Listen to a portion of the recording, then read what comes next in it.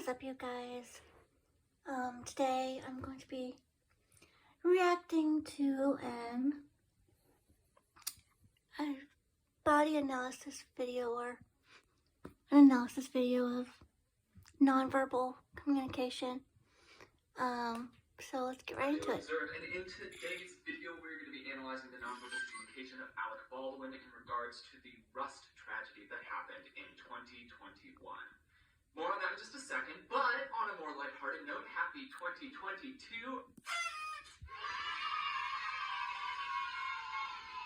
I hope you're having a great year these few days so far in, and it's exciting to be able to see you with this first video. In light of it being a new year, a couple things to announce pretty shortly here is that I want to let you know that I'm going to be more active over on my other channel. For those of you who don't know, I have another channel. I have more facets to me than just the nonverbal communication. I do a lot of videography, cinematography, short films, and just pretty much anything else that I have as far as hobbies or desires that I want to do go over there. Along with that, Megan, my wife, she also has been pushing hard on her channel, and you'll be seeing a lot more quality content coming out on there as well, so if you want to check that one out. Those are the kind of checkout things that will be going on here during 2022. Very excited for it.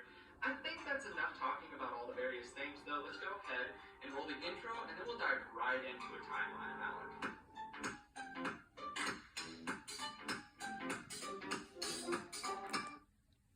So, if you're new to my channel, welcome. If you're a returning subscriber, also welcome.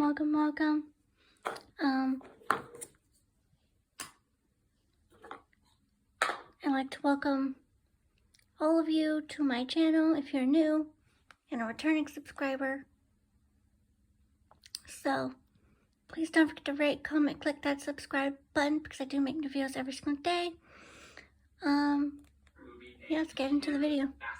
Then in 1995, Baldwin was alleged to have beat a photographer after he followed Baldwin and Basinger and their infant daughter. Not only were there said to be blows, but according to reports, Baldwin went so far as to spray the photographer with shaving cream.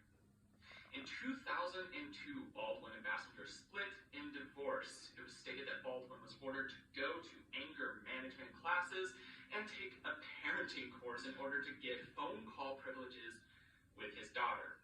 More on that in a moment. In 2003, Baldwin filed court papers against Basinger for allegedly violating court orders about his visits with his daughter. However, according to New York Magazine, he eventually dropped the charges. Later in 2007, Baldwin made international news when an audio sample of a voicemail rant to his 11-year-old daughter, Ireland, was leaked.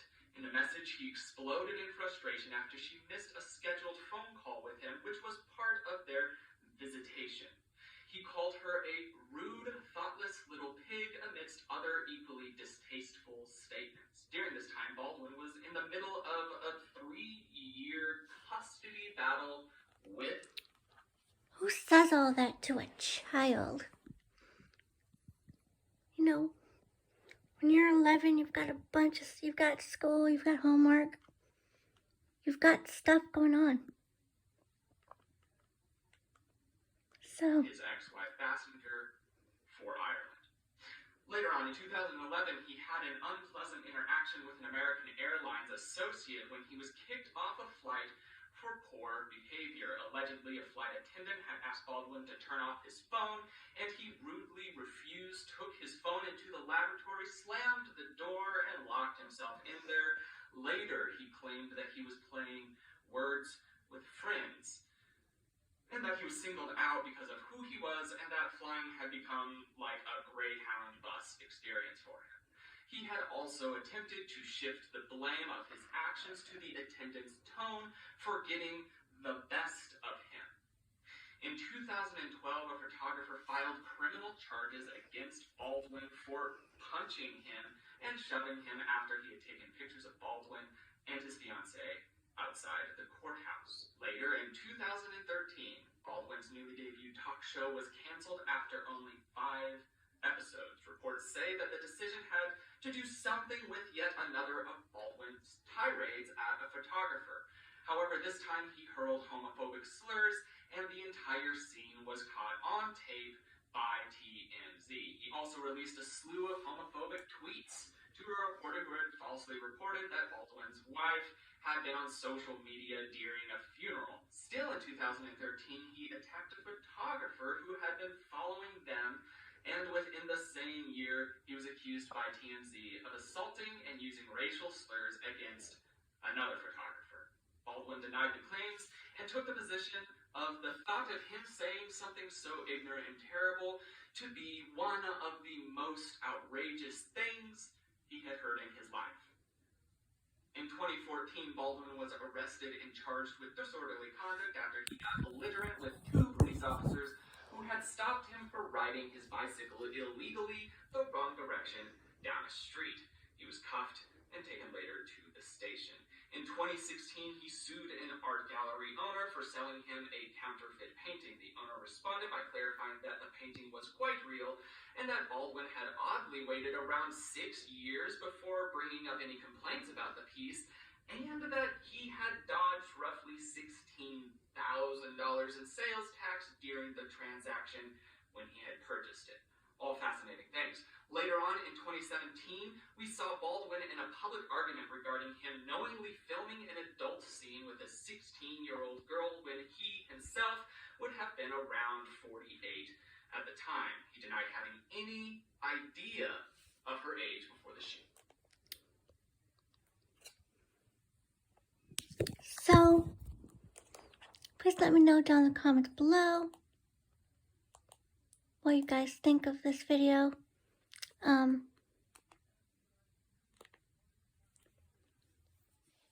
Looks like it might be cut short because Before the shoot. good, it's working. If you're new to my channel, welcome. If you're a returning subscriber, welcome back. I hope everyone is getting plenty of rest. If you work from home, I hope you guys are getting plenty of rest, staying warm. If you live where it's normally semi-warm during the winter months and then it gets cold, you're like, oh, it's freezing. So, please let me know down in the comments below what you think of these kinds of videos, because I am curious about what style of videos to make. I'm still experimenting with these kinds of videos. I do find that reaction videos are a little easier for me, especially when I do it like this and you guys can see what I'm reacting to. So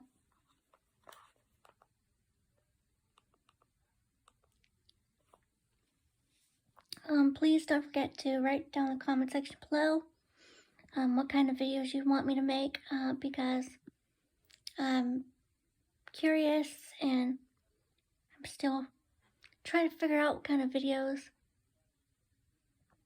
you guys will like. So please let me know down in the comment section below, and let's get right back to the video.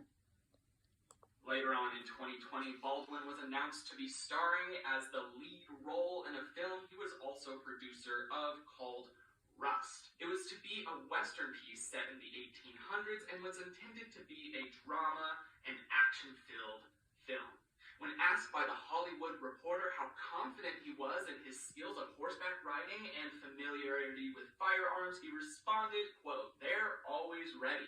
I'm an actor of the old school, so if you read my resume, my motorcycle riding, my French, juggling, my horseback riding, my gunplay is all right at my fingertips at all times."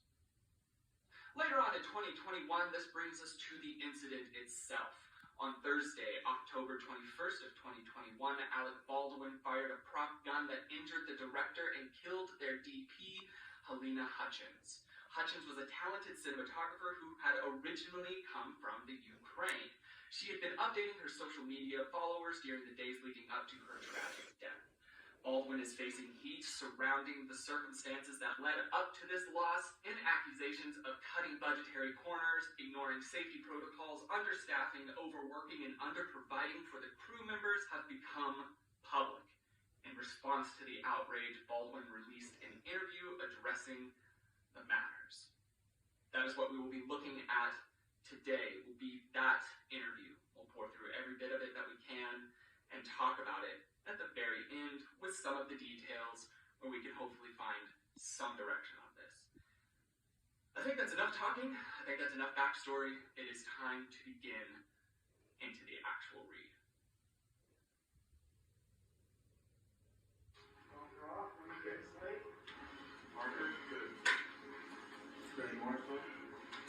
I do want to note real quick, just for those of you watching and interested in the video editing portion of this, I have flipped it, cropped it in some, and added some other things that you can see to hopefully circumvent some of the copyright issues that I continually run into on this channel.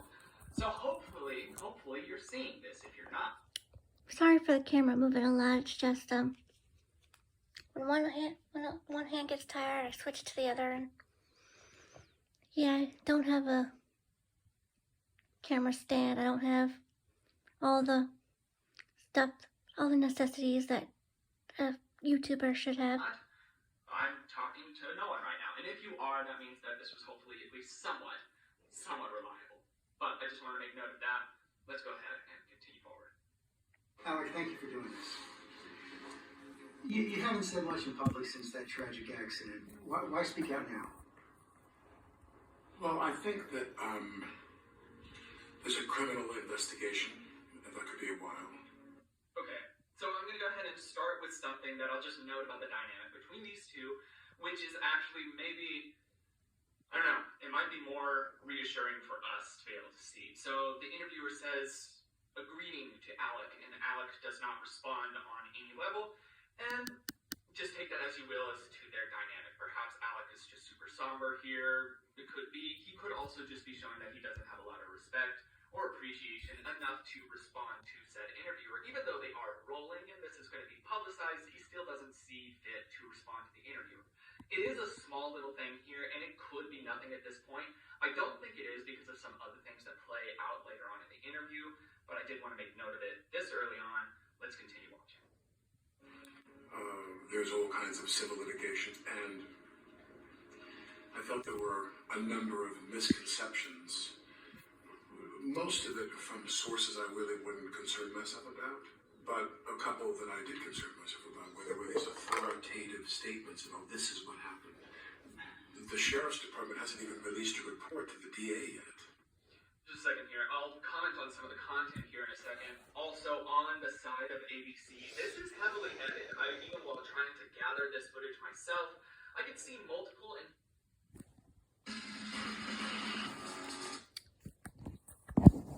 So again, I'm sorry for the camera, it's constantly moving. While we still have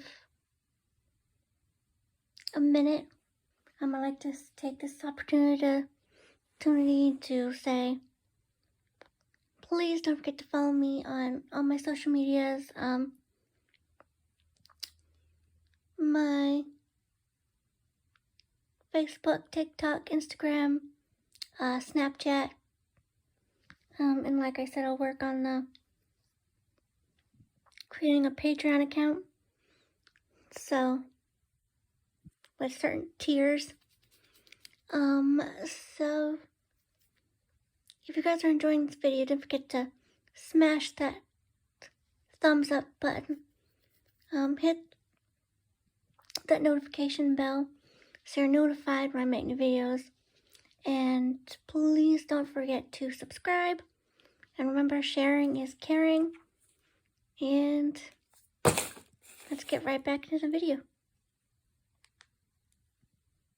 and hear multiple times of where they have cut and spliced this interview kind of together. So that does raise some questions to me as far as how accurate I'm going to be. Like, what am I seeing here? Is it really his genuine reactions, or has ABC just kind of fudged around with everything to make it more clickable? I'm not sure. It's difficult to say, but it is something that I want to be able to keep in mind because later on, if we see something that might not align but should, then that could be it. It could be literally the editing, and it didn't happen that way. Just wanted to make note of that. Also, now speaking as far as Alec and his nonverbal communication, we hear where his tone is lying. It's fairly low, fairly somber. We could also hear the flow of his words. He might be a little nervous early on here because it's the beginning of an interview and everybody is, but so far it sounds as though he's very evenly paced and his tone sounds rather steady. So this might be an early sign of a baseline for him, something that we need to pay attention to. Also noting non-verbally, he is leaning forward. He doesn't have open or closed body language, which is flexible in and of its interpretation, but he at least doesn't seem to be doing any overt closing or distancing gestures, which is good to see. Let's continue forward. The reason I wanted to sit down with you is because I really feel like I can't wait for that process to end in February, March. I mean, I'm not asking them to speed it up for my benefit. That's ridiculous. But I am saying that they're going to do what they need to do, and I wanted to come to talk to you to say that I would go to any lengths to undo what happened. I would go to any lengths to undo what happened. I think the big question, Okay, so that's interesting. Just with his response with it, especially that repetition at the end, that would go to any lengths to undo what happened, I would go to any lengths to undo what happened. It's interesting, that repetition. And all that it's serving for right now is as a red flag for me. Why is he repeating that here? He really wants to hammer it home. Is there something that would push us to believe that he didn't want to go to any lengths to make or to allow that to happen? Like, is there something that is causing him to really try to convince us here? Yes, there is, and we know that, but that's popping up here. He's really trying to hammer it home. So I'm keeping an eye on that, and you know, I'll reserve a lot of my opinions in regards to this entire scenario at the very, very end, which I do have some because I have been in cinematography circles and also as this as well. And yeah, there's some stuff, but we'll get to it. Let's continue watching this for now. and the one you must have asked yourself 1,000 times, how could this have happened? Well, there's two things I want to say about that. One is that when I talk about this, So when he starts off, he has a much higher pitch and it has a much less force behind it. It has it's almost a croak again. This is an indicator of stress and agitation. Obviously, how could this happen? And so Again, I'm sorry for all the moving the camera's doing, and please let me know down in the comments below. If you like my face-to-face talking to you guys, because the camera doesn't move all that much, so I don't know, I might do that. I might do that here in a little bit. When I make my second video, I'm gonna work my way up to at least making 5 videos a day. I don't know, but we'll see. this is a stressful and intense question, and that is the kind of question we would like to be able to hear. And he's showing agitation centered around this, and that loss of pressure behind, that loss of force behind there could be an indicator of a lack of sincerity or a lack of confidence. This is a nerve-wracking question, and he might not feel totally confident on it. Not enough to say quite yet, but it is still another thing that we've made note of as we continue forward. my concern is that I don't sound like I'm the victim. Because there is a victim. There's a woman who died. And my friend got shot. He's my friend. And she was a new friend. I met her and we worked together on some of the mapping out of what we're going to do on the film, which, you know, in the movie terms, if you go make a movie with Scorsese, you and the DP don't sit down and they solicit your ideas of how to... Okay, so some notes that I'll make here about his verbal manipulation is more or less what he's doing. He's taking this incident and he's trying to paint himself as a white knight, which he's saying, I'm not a victim, this isn't about me, which this entire interview is characterized by Alex's apparent view of himself of being a victim. And you'll see that as it plays out, and I'll show you kind of more how that actually is playing out with what he's saying in regards to what he's done in the past and what it actually played out as in the context of what he's speaking. But it's very, very much, he says he doesn't want to be a victim, and then says that, you know, he is a victim the entire time. Along with that, he has a difficult time relating any form of genuine relationship to Hutchins. he didn't have a solid relationship with her. Depression can be a lot. So, if you guys are still watching this video, I have decided to make like a minute or a few minute videos, short videos. So you guys, just to see if that does anything. If it doesn't, I might start making them a little longer again. I don't know. So, again, please don't forget to rate, comment, click that subscribe button, because I do make new videos every single day.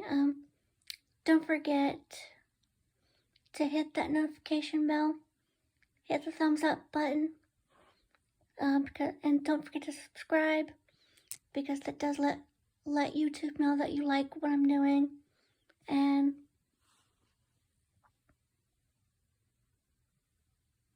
it lets YouTube know that you like what I'm doing, and you'd like to see more of me.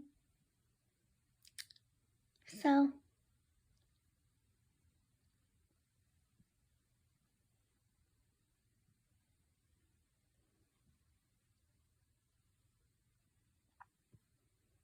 please, remember, sharing is caring.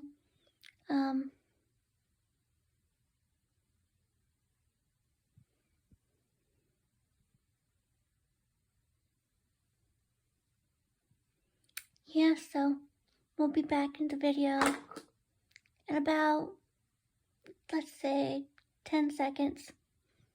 So,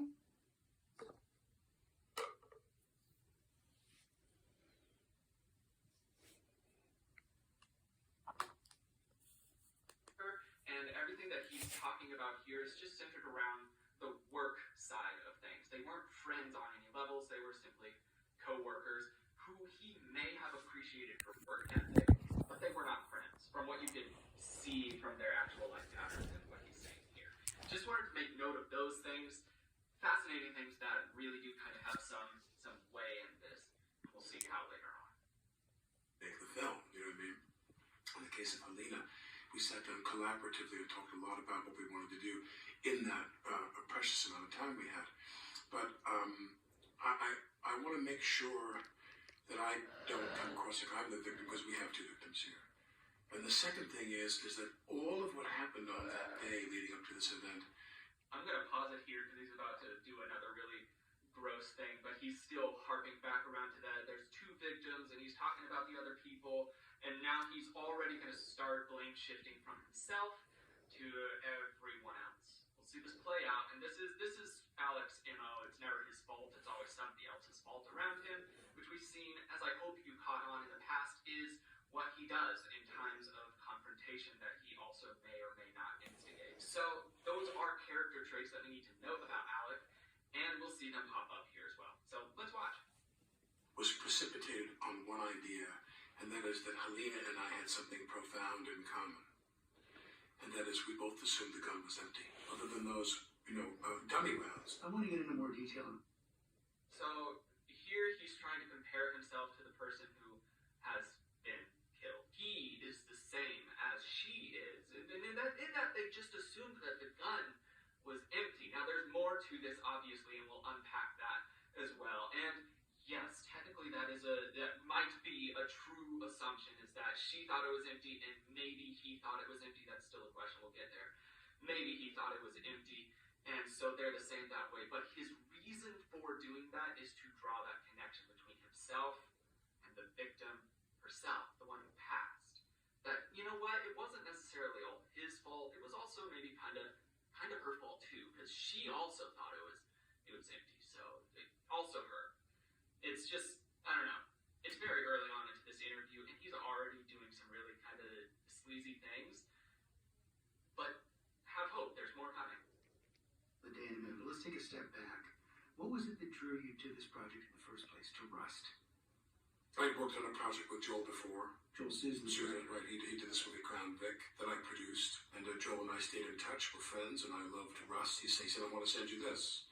And I read it, and I said, I love it. Very excited, so excited that we finally got this made.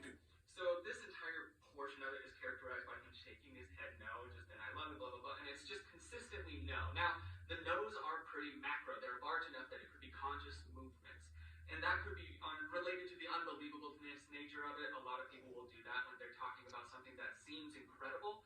They'll shake their head because it's unbelievable. The no lines up. Now this is obviously culturally and within the culture that Alec is from that does synchronize. Now that doesn't mean that he was not or good friends or what have you with the people before. I will find it interesting that he's just good friends with everybody that he's mentioning here, despite some other patterns in his past, which, like I said, will play into this a little bit later. So he's good friends with everybody, and we'll see how this all plays out. Because every independent film has many false starts. You know, and when it finally goes, you feel like a plane. When you finally get some lift under your wings, it's very, very gratifying. I am a purely creative producer. My authorities as a producer are casting and script, which are actually married to the role of being a lead actor in a film. So you're not the kind of producer who's looking at the line item of each budget. No. There are basically two types of producers who are really in charge of production: people that raise the money and people who spend the money. My consultations or approvals were completely about casting and about the script.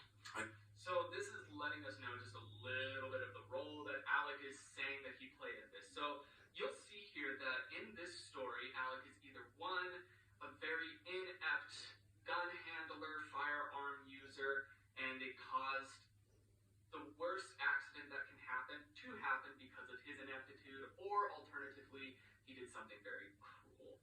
And so that's kind of what we're going on off of this. And so we're seeing here that this is laying some of that foundation for us to understand that at very, very best, Alec wasn't involved in hiring or deciding on any of the movements of the film. He just wanted to kind of work with the cast, which he says is what some producers are and some producers aren't. Fair, but it is something that we want to know about how he handles it specifically. This detached air. Let's continue. I don't hire anybody in the crew. Not even the cinematographer, no one. No, but he will apprise me of what he's doing. And he'll say to me, I got Helena Hutchins to be the DP. I said, how do you feel about that? Are you excited? I'm very excited. She's wonderful. What did you know about Helena Hutchins before she started working on this? I knew nothing about her until Joel said to me, I got her. She was fantastic. The people who watched the video. Okay, so something that I'll note about the flow of his words here that will pop up more prevalently later on is that when he starts feeling agitation, he speeds up and he stutters a lot more. And you'll hear it really come to fruition later on in this interview around some very specific points. Now, where it's important is because it comes up in some other points that help us have some clarity to the earlier ones in this interview. And you'll see how this all ties together and how this process, if you go through the entire extent of it, which once again, this is a YouTube video, this isn't an investigation, this is in no way a legal anything. We're watching YouTube.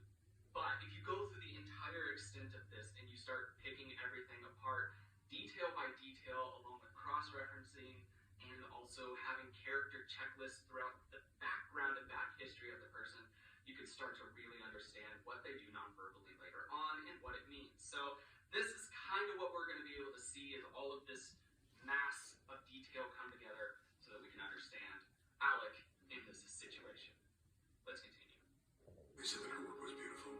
She was someone who was loved by everyone who worked with and liked by everyone who worked with and admired.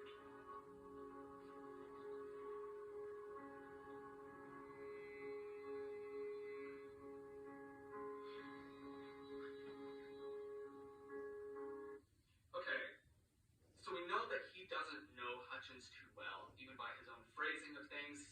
They were not close friends, and so that makes this instance interesting. It's interesting at its very certain level. Either one, it's very heartwarming because a man is showing just intense emotion about losing somebody that he cared for and worked with.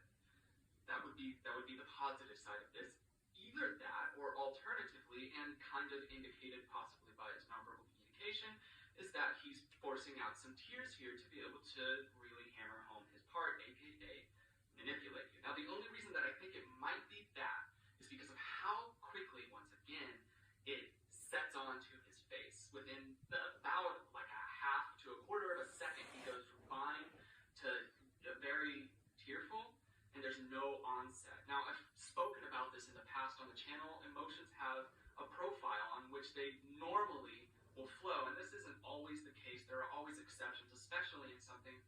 psychology or nonverbal communication where we're dealing with the mind, and that's so difficult to understand still. So there is the possibility that yes, he just crashed hard into this tearful emotion, but that is not how it statistically flows with an emotional profile. So it is a red flag. Could be fake, just need to keep track of it in context with everything else. Let's continue forward. I'm sorry.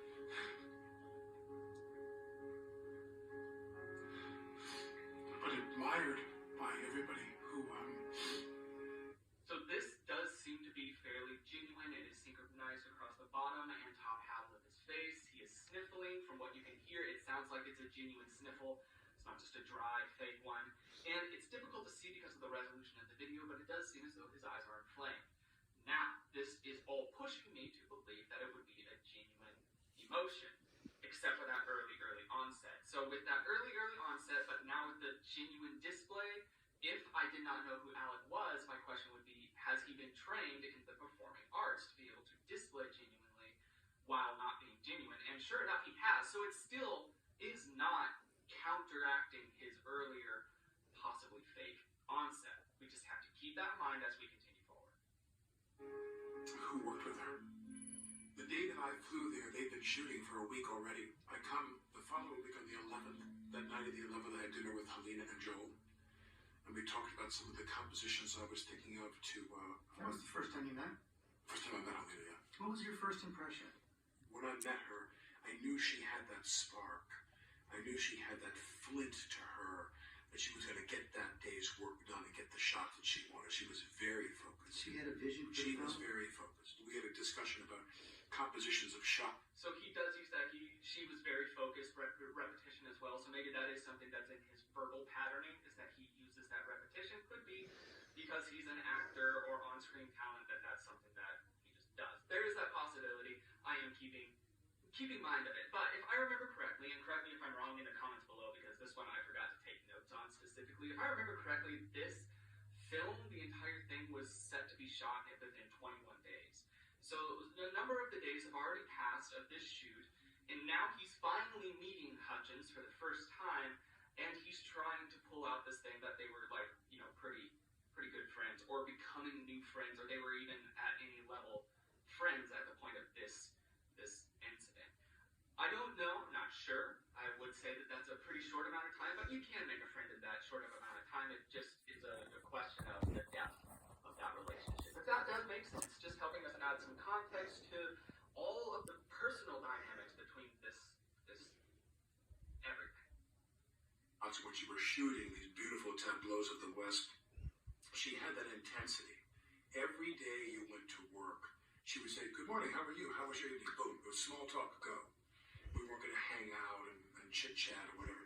She knew that the clock was the enemy, and we have to move forward. On the 12th, I had a safety demonstration with Hannah Reed, the arm. So notice all of the recollection of her personality, what he felt of her was strictly centered around business. They're not friends, they're co-workers. That's fine. Being on set, you're with your co-workers as well. You don't have to be friends, you can be co-workers. So, but the fact that he's trying to pull in that they were friends and all this is just showing us that it was more manipulation at that point to try to draw this relationship that he really didn't have. They were just co-workers. Let's be quite clear about that. Now we're going to go ahead and get to closer to the incident itself. We spent an hour and a half shooting the pistol. Her giving me all her safety instructions. Did you think she was up to the job? I assumed because she was there and she was hired, she was up for the job. And not Okay, I want to pause this here and talk about who they're talking about. I won't mention names because it's not about slandering anybody. So this young woman who was hired, it was a very new experience for her. She had only done one shoot before as a lead armorer, the person in charge of the weaponry for the film. So it was her second one, and that is fine, but it is stressful. Along with that, since this was a small budget film, she was overly stretched with her work responsibilities, which makes it more difficult as well. So these are two decisions that have been made